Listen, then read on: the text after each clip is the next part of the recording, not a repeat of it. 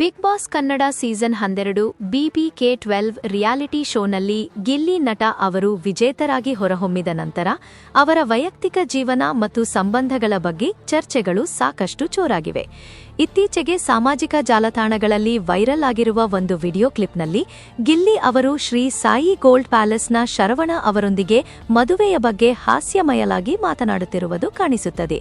ಈ clip Kannada filmology ಚಾನೆಲ್ನಿಂದ ಬಂದಿದ್ದು BBK12 ನಂತರದ ಘಟನೆಗಳನ್ನು ದಾಖಲಿಸಿದೆ. ಈ ಲೇಖನದಲ್ಲಿ ನಾವು ಈ ವಿಡಿಯೋದ ಬಗ್ಗೆ, ಗಿಲ್ಲಿ ಅವರ BBK12 ಪ್ರಯಾಣ, ಅವರ ರೂಮರ್ಡ್ ಸಂಬಂಧ ಕಾವ್ಯ ಶೈವ ಅವರೊಂದಿಗೆ ಮತ್ತು ಈ ಹಾಸ್ಯ ಕ್ಷಣದ ಹಿನ್ನೆಲೆಯನ್ನು ವಿವರವಾಗಿ ನೋಡೋಣ.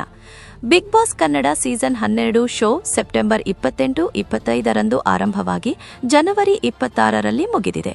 ಕಿಚ್ಚ ಸುದೀಪ್ ಅವರು ಹೋಸ್ಟ್ ಮಾಡಿದ ಈ ಶೋನಲ್ಲಿ 22 ಸ್ಪರ್ಧಿಗಳು ಭಾಗವಹಿಸಿದ್ರು.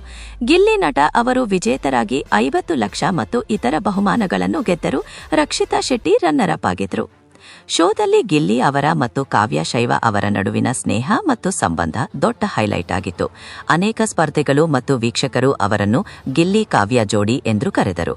ಶೋದಲ್ಲಿ ಅವರು ಜಂಟಿಯಾಗಿ ಟಾಸ್ಕ್ಗಳನ್ನು ಮಾಡುತ್ತಾ ಪರಸ್ಪರ ಬೆಂಬಲ ನೀಡುತ್ತಾ ಕಾಣಿಸಿದರು.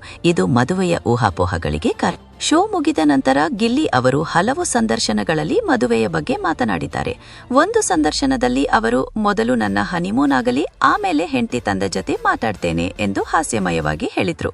ಕಾವ್ಯ ಅವರೊಂದಿಗಿನ ಸಂಬಂಧದ ಬಗ್ಗೆ ಕೇಳಿದಾಗ ಗಿಲ್ಲಿ ಅವರು ಕಂಕಣ ಬಲ ಕೂಡಿ ಬರಬೇಕು ಎಂದು ಹೇಳಿ, ಇದು ನಿಜವೋ ಅಲ್ಲವೋ ಎಂಬುದನ್ನು ತೆರೆದು ಹೇಳದೇ ಇರಿಸಿದ್ದಾರೆ. ಕಾವ್ಯ ಅವರು ಸಹ ಗಿಲ್ಲಿ ಜೊತೆ ಮದುವೆಯ ರೂಮರ್ಗಳು ಕೇಳಿ ನಗು ಬರುತ್ತದೆ, ಆದರೆ ನಾವು ಉತ್ತಮ ಸ್ನೇಹಿತರು ಎಂದು ಸ್ಪಷ್ಟಪಡಿಸಿದ್ದಾರೆ.